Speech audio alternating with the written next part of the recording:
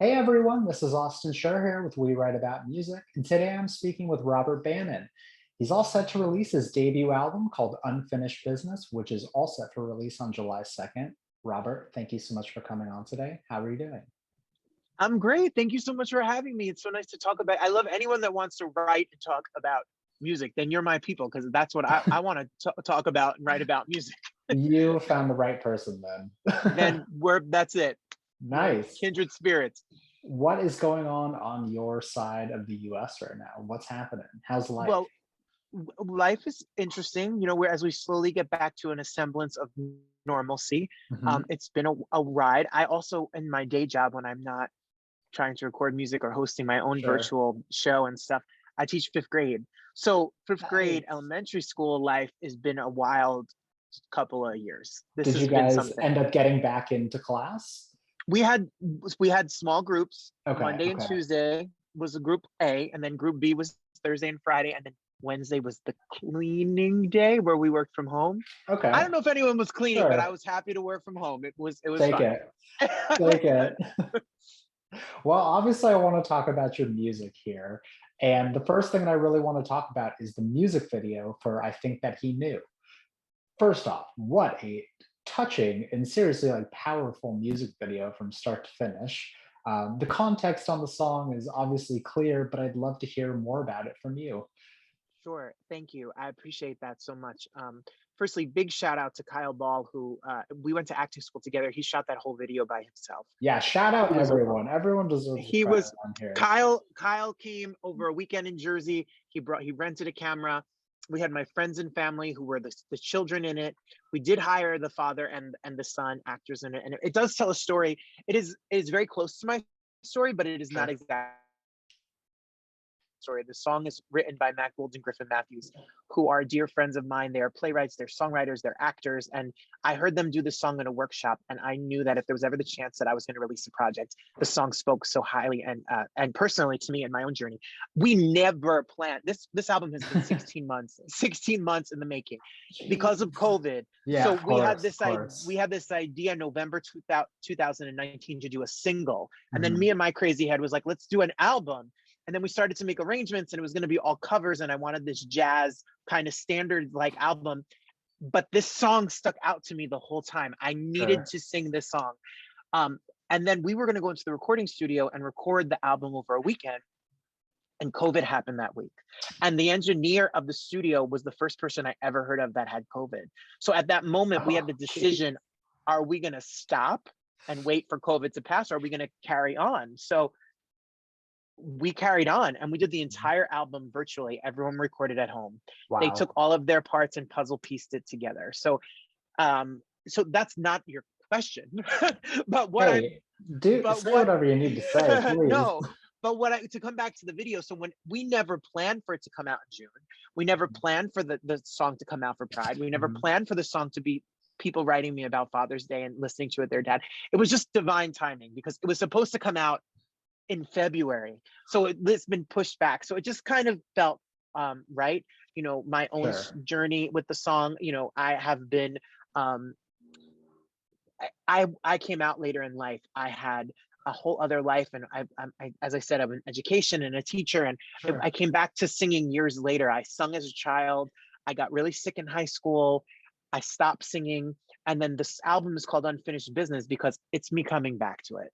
So it's something that I feel like I needed to finish for me. So that's what this project has been, and the video response to the video and people's messages and encouragement and acceptance of the video and the message has really been the icing on the cake. It's more than I could have ever asked for. That's amazing. Well, a preemptive congratulations on all the Oh, work that has gone in. thank Honestly, you. everyone that has put together a record over the past 16 months, you hear all these crazy stories, but you know what? Everyone is unique in its own way, and you're going to remember it for as long Oh, as you yes, live, no matter what. that Um, is true. as far as the album goes, though, is this unfinished business sort of the overarching message from track to track? I hope so. I mean, I feel like there's Okay, okay. there's a in my head there's a journey. I mean, if you see Right. a live show of it, which I Mhm. will be in Los Angeles July 21st, I'll be at Feinstein's at Nice. Pichello's. and I'll be at 54 Below in New York City on July 30th. If you see, there is a journey. There is a story. It's kind of a story about figuring out life, and then it ends. There is a story, and the overall Right. message is unfinished business. At the end of every show I do, I give the message of unfinished business, which is everybody has something that they want to do or feel they should do and are scared to do it. It may not be 100%. music. It may not be No, we it talk doesn't need about to music. be. It may be they want to learn a language, they want to join a gym, you want to learn how to cook, you want to travel to Italy, whatever it is that you've been waiting. Don't wait anymore. Now's the time you have to do it. So Yeah, yeah, you don't want that's to live with regrets. I get I that. know. I completely get Yes. that. I really want to talk about the production on the record as well. As far as you've got a really unique sound. Obviously, there's a musical theater influence that kind of, Yes. moves in and out. Mhm. First, I want to know about all the people that you worked on the record with, which you've sort of mentioned. And then I want to hear about like your influences as an artist and what kind of, propelled you to make something of your own. Well, the album is produced by Lee Lessick. Lee Lessick owns LML Music, which he is a concert promoter, booker, and he has an independent record label that focuses on cabaret and musical theater records. Okay. He has been vital in helping get this together with distribution. It's distributed by Orchard Distribution, and it will be available wherever music is streamed. And if you're old school and want a CD, then go to Amazon. And I Hey, there love you you. If go. you're old school, then go ahead. Um, Yeah. but the engineer is also in Los Angeles. Okay. They Gabe Moffat is his name, and he's been around for a minute, and he engineered everything. And I'm in New Jersey, so I was never in the room when this was all done. Yeah. And the arrangers were great jazz arrangers. We have Ted Firth, who arranges for a bunch of those standard cabaret jazz Sure. world people, from Bernadette Peters to whomever. And then we also have Rich Gerosa, who is an arranger for Lincoln Center Jazz. So I tried to find, what I know for sure is there are plenty of people who do a better job than I do. So I tried to find the best people that You I can't could do it with the best all. You project. can't do it No, all. Half the battle of no, making an album is the producing side, and it's like a absolutely, science. It's like a science in a absolutely. new language. So And those people deserve the credit. Yeah, that contracting musicians was a whole other thing, because right. I love electronic music. I Sure. love hip hop music. I knew that to do this the way I wanted to, I didn't want synthesizers. I didn't Okay. want the computerized element. It's all live musicians. Everything That's is, the strings amazing. are live, the horns are live. I just felt like if we're going to pay homage to a time and an era, then I wanted it to be in that ilk. So There you go. Well, I know that it's going to turn out amazing. I know that the people are going to love it because it's thank unique you. and you can really feel the passion come across. You know what I mean? It's not disingenuous, it's original, it's innovative, it's creative, it's got all those elements that are missing from popular music these days. So I really think you're going to have, a hit overall. Well, I thank you. I feel tried that. to, you're so sweet. I tried to bring the acting element to these songs. I heard Yeah, someone once say that every song is like a monologue. So I didn't want to just sing a song. I can fall in that habit. I did sure. study musical theater. I did go to acting school, and it's hard to sing and act and dance at the same time in musical theater. It's very super hard. So when you are in a studio or you're in the booth and you're singing a song and you're just singing in a dark little room, it's sometimes hard to connect to the lyrics. But Mhm. there's so many singers that we can name, with no shade, that are not the greatest singer you've ever heard, but you love them because you feel them. Exactly. It's the And message. It's the message the that comes message, across. and I tried in my own little Jersey way to try to be in that style. It's memorable. Thank you. I So appreciate that. I obviously I want to relish in this release, but I want to talk about you as an artist and even moving forward here. Do you have any idea what you may want to do as a follow-up, even in terms of experimentation or a future message that you think is untold at the moment? That's a good question. I would love to channel more original music. I think that there are voices and songwriters that don't get heard. I love, I think he knew is obviously it was out for Pride. It's an LGBT plus community song. I think there are more music that can be put out in that way. I think there are more artists of color and songwriters of color that have women that write music that I don't know if it gets represented always in the same way. So I'm looking forward to I can't write. Will you teach me how to write?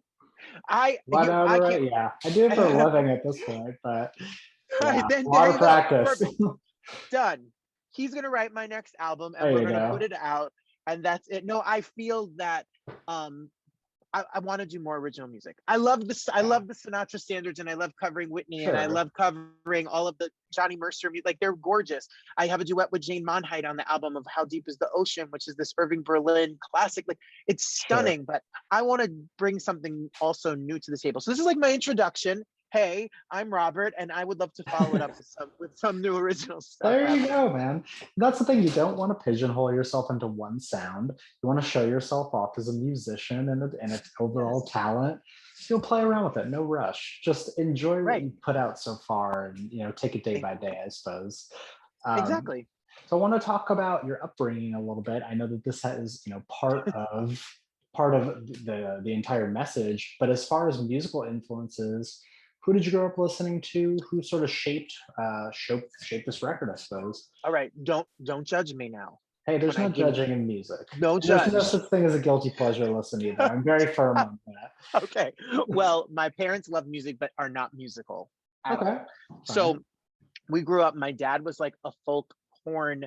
He loved Jim Croce and Earth, Wind and Fire. My mom was a hippie who loved Joplin and Hendrix, but Carly Simon, and we listened to all of that piano You're a great songwriter artist. music, Elton and Billy. But when Yeah. I was 12, I got a karaoke machine for Christmas. Okay, you got where it all starts. And the demo cassette that came with the karaoke machine Mhm. was half the hits of Neil Diamond, and the Okay, and the other half was the hits of Barry Manilow. I And love it. I didn't get into Neil. No offense to Neil, he's got that Okay, low, but the Manilow, like, key changes and the yeah, dramatics and all of it was so grand and big that my parents were too cool for it to be a fan of Low. So I really. begged them to go to Radio City Music Hall to see his Summer of '78 tour. And I begged them. It was not in 1970. I'm not that old. It Right, was right. not in 19, I but figured. it was probably, I begged them. So we sat in the third balcony, and I was so moved by his music because he's a musician and he Yeah. arranges things in a very dramatic style. No, So I I'm was right there with you. I took my mom to see Barry Manilow for Mother's Day 2 years ago, and she thinks it's because I took her, but it's because I loved him too. Yeah, So because there's something, but that yeah, goes back to our conversation right. before. There's something very heartfelt and very authentic about the way he delivers a song. He's not gonna 100%. he's not Pavarotti here. He's not gonna Of course but not. he Yeah, is. But there's something that draws you in, and I was very drawn and moved by that. So I'm always influenced right. by that. But I loved R&B as a kid. I loved Luther and Sure. Whitney and Anita Baker and all of that stuff. Like, I wanted to sing and be. Yeah. My first professional gig ever was with Patti LaBelle. I was a Juilliard prep, and we did a tribute to Laura Nyro at the Beacon Theater. I was 12 years old, and I saw her sing and sound check, and I was like, that is someone who sings. That's And amazing. I was fascinated with her and that sort of style all the time. So I run the gamut. I listen to Deep everything. influences. Okay, so sort of the follow-up to that is, would you say, or is there a specific album in your life that inspired you to take this path as a musician? That's a really interesting question. Um, I Yes, yes. It's maybe a little cliche. A couple speaking about going to concerts with your mom. It doesn't sound like my album. It doesn't sound like my album at all. But Doesn't you have know, to. um, seeing I went to the Prudential Center, which is in Newark, New Jersey, Mhm. and I saw Stevie Wonder do the entire album of Songs in the Key of Life from start That's to finish. And that's it. you want to talk about being inspired as a musician. Yeah. Like, you listen to that album from top to bottom. You cannot, No, you don't, there's nothing left to say. Now, I'm not playing all the instruments. I'm not writing all those songs, of but course not. the inspiration of other people and their artistry inspires me to create my own artistry. So, Damn, that's a fantastic answer because that is one of the greatest albums of all time. I'm not even just ever, saying that. It's a fact. It's an 11 out there's of no 10 album. argument. That's it. No, It's that's it. Would you say that there's a specific something that you enjoy the most about being an artist and a creative? Yes, I do actually. And I was just talking about this, and I really am flattered when someone asks me a question like this. And I spoke to students at a college the other day, I don't know why they wanted to talk to me, but they asked me about how do you build a one-man show. I have studied musical theater, and I Sure. found that I'm too much of an I'm too spontaneous of an artist live, that when you have a music director that's like, your vowel placement is this and that's a quarter note and you're off and you're hard. I don't like, Sure. I don't that I, in the moment I don't follow the rules. So I love the stool, microphone, piano show. I want to tell you a story. I want to bring the musical theaterness and my personality woven through the music. So my favorite part of being an artist is building a live show and figuring out what message Wow. and story I want to tell. And I'm obsessed with concerts. In the music business, some people love a studio and some people love to write, Yeah. and some people I love a concert. There's nothing like house lights going off and the start of live music. So so I think that being able to tell my story and bring the music to life is nothing's better than that. I fully agree. And you had mentioned that there's a couple dates that are coming up. Was that correct? Yeah, yes. Normally, it's funny because I've been asking this question so often, like, "Oh, do you have a tour plan?" And it's like, "Oh, wow, like live music is back. Like, let's do this." Let's go So do yeah, something. I want to hear about what's coming up and what you may have planned for the rest of the year. Well, we did a virtual concert. We filmed it. It was the first time I met the Very cool. musicians on the album. That's so funny, It's so actually. weird. Yeah. It'll be July 1st, 2nd, and 3rd with the Okay. album, corresponding with the album. So if you're still Nice. home and it's before 4th of July and you're not, at some picnic or something, you can watch it from home and All you can right. check out the album. And then I'll be in LA. I've never done a show in LA. I have friends in LA. I'm always in LA. But I've never done a show in LA. So I will be at Feinstein's at Vitello's, which is in Studio City. Michael Orland is Cool. playing piano, who is was the music director for American Idol and for Christian Chenoweth and everyone Nice. that is a musical theater guy. And we have some guests and surprises, and then the full band will be at 54 Below on July 30th. We will do the album as an official release party. So That's amazing. it's just amazing to have somewhere to go and see people. I know it's reduced capacity. Doesn't There, matter. It's it doesn't happening. matter. You could be in my backyard and I'll just sing for Exactly. you. I feel like for you, this is different though, because it's been such a long time coming. You know what I mean? Like it's your first Yes, full album. The fact that you've met these artists for the first time over the internet literally. is hilarious in its own right. But you know what? It could be playing in front of one person. It doesn't matter. You've done it. You're on the other Yes, side of the hard part, it yes. seems like. I And you hope just need to so. rejoice in that. Well, I tell anyone that helps me in my own little team, for lack of a better word, like Sure. I'll sing at a car wash. I was at a community. I've done the prides. I've done the street fairs. There You you want me to go. go cut a ribbon at a 7-Eleven and sing my song? I just the opportunity to perform is such an honor. So I love that. Just getting out there and making a name for yes, yourself. That's what that's it's it. about. Person by person. Yeah. So you have named some of my favorite artists of all time in the past, however long we've been talking. I want to know if there was a dream collaboration, which one of those you would pick and where you would place them in your music. Okay, well, I've brought him up before, and I just have to let's. I have. Do you have 3 seconds? Let me show you Please, something right here. let's do This it. was this was not planned, but this was as a kid. I This love is it. my receipts about how much I loved Barry. I had manifested this Barry Manilow with That's Robert so Bannon. cool. I have manifested that since this is when I was 10 years old, 11 years old. And I've had this Amazing. in my house because I have just always I've just always been fascinated with his music. The song, it's all about the Oh, I songs. fully agree. So I'm gonna find one day we're gonna we're gonna do There you something and go. figure something out. Track him down. It's only Tweet, 78. tweet him, Facebook him. I don't know, Book wherever right, he's find on. it right. I'm done. Go on his Done. website. Send a press email or something. Who And knows? I do When October Goes, which Johnny Mercer wrote the lyrics, and Barry Manilow wrote the music too, and Got I it. put it on the album. So you have to have a little something. Of course. All right. So I have a hypothetical question for you. Let's Sure. say you get to the venue next week and the venue manager says, "Hey, we're super excited to have you, but unfortunately, we only have space for one song." What is the one song off your album you're going to wow the crowd with? I well, I think he knew, and I love, I put out a video From a Distance, which is the old Bette Midler song. We did a new version of it. We made a first responders tribute during COVID.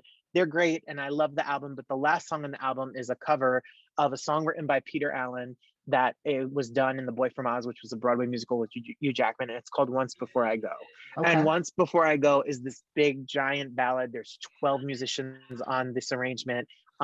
There's key changes galore, and it's over the top, and Perfect closer. it's a good closer. And the message of the song is, once before I go, I want you to know I've loved you all along. And it's a story about two people, and it's about saying everything you need to say before time's up. And it kind of Love that. ties into my whole spiel. So I think I couldn't do a show anymore without that message in that song. Yeah, I love that. Okay. I can't wait to hear it. Hey, I can't wait for you to hear it. Okay, so I want to take away the music for just a moment, and I want to focus on you as a person. So Okay. we are just about to hit the halfway mark of 2021, and I want to know what personal goals that you've set for yourself for the rest of this year. Well, first we need to lose all of our COVID weight. For me, anyway. Sure. I mean, I tried, but sometimes, like, You look getting out of great. sweatpants. From this No, angle, you so look fantastic. well, thank you. I appreciate that, but it's definitely been a new journey to get back in the swing of things in that way. What is my goals this rest of the year? A lot of the goals I'm very proud to have I've been able to accomplish. We're going to put the album out. We finished it. It was paid for, thank God. There you go. That's a big accomplishment. But I'm really ready to get back into the acting world. It's like one of my first loves is as acting, and that business has kind of really been on a standstill. So I'm hoping, as shows are back in production, Sure. television shows are back into production, theater is starting to slowly come back. So I'm looking forward to getting back in the audition room and submitting for acting work, and to work both sides of that artist life as an actor and as a singer. So I hope to be able to merge the two of them. Love it. You know what? Plenty of time. We got 6 more months. Tons of things to take care of. You'll be Plenty. good. You'll be good. Exactly. We'll figure it out. So, considering we are a music blog and we cover independent artists, and artists across the spectrum, I want to know, who are some of like the modern day artists that you listen to, and what albums have you been enjoying throughout the past year? That's a good question. Let's see. I just listened to this artist Vincent, who we'll Okay. talk about a LGBT artist, but he had just put out an album this week that is really fun. It's a dance album. I listened to it and I was like, I used to, back in the day, Sam Goody or Coconuts, those were the music stores that were in Sure. the Tower Records. Every Friday I would get paid at my little part-time job and I would buy an album. And I still do that to this day. Every Friday when I go to the gym, or when I'm on a run or something, I listen to a new album, because I feel like I Love want to it. know what is the up and coming, what are other people doing. Sometimes I yeah. can't make it through the album. It's just not for me. It's okay. But I love I love pop music. Like I love pop music. I love modern pop music. I love anything from that's like the typical mainstream Harry Styles, Justin Bieber, Dua Lipa. Sure. Like I love a good pop song. And I really love R&B music as well. And I have been listening to, I love Jasmine Sullivan. I love Solange's album. I love Lettucey has a new album, and I think she could sing the Okay. phone book, and she's amazing. So I try to Sing stay, the phone book. and I love, That's and funny. I really love hip hop. So I love, I was just talking. I love Travis Scott, and I love Kendrick Lamar, and I love, ASAP Rocky, and I love The Weeknd. I love The Weeknd before anyone knew he was The Weeknd. I love, I love music just in general. So while I don't sing any of that, You don't have to. It's whatever you enjoy. No, but I actually got a job in a wedding band for a 1 week, because I got fired after a week, but that was besides the point. They tried to trick me. They wanted me to replace the lead singer. And what they did was, they thought if I went in and they told me to sing Sinatra, and I sang it and sang Fly Me to the Moon, and they were like, fine. And they were like, but can you rap? Can you do? And then they started to play Crazy in Love. This is years ago.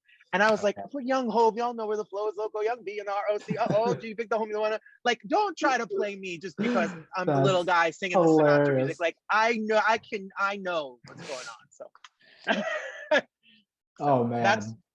Okay, so That's a your long answer to a listening short goes question. deep. No, it doesn't I matter. There's love it. I infinite love it. music. It would be impossible to listen to it all. It Listen, never I want ends. the next guest to talk about Barry Manilow and do a little 16 bars of hip hop. It'll That never happen. you You're one that's of a just kind. I this can is the confidently say tornado. that. This is the tornado that you get when I when I I love it. No, seriously, I love it. Thank you. thank you. I have one more question for you, Sure. and it's something that I like to wrap it all up with. But I want to know, for the person that is going to discover you from this, and for the person that is going to dig into your music for the first time, what is an opening welcome message you would like to say to them? Uh, Firstly, I never take for granted the opportunity or the chance that somebody will listen to my music. It really overwhelms me that somebody is listening to little old me. Um, I'm not going to be the best singer. I'm not going to always be on pitch. I am not going to always make the most fun music. But what I can promise you is I try as really hard to be as authentically myself as I can. I want you to listen to my music and come to my show and feel like you're in my living room and we're having a conversation.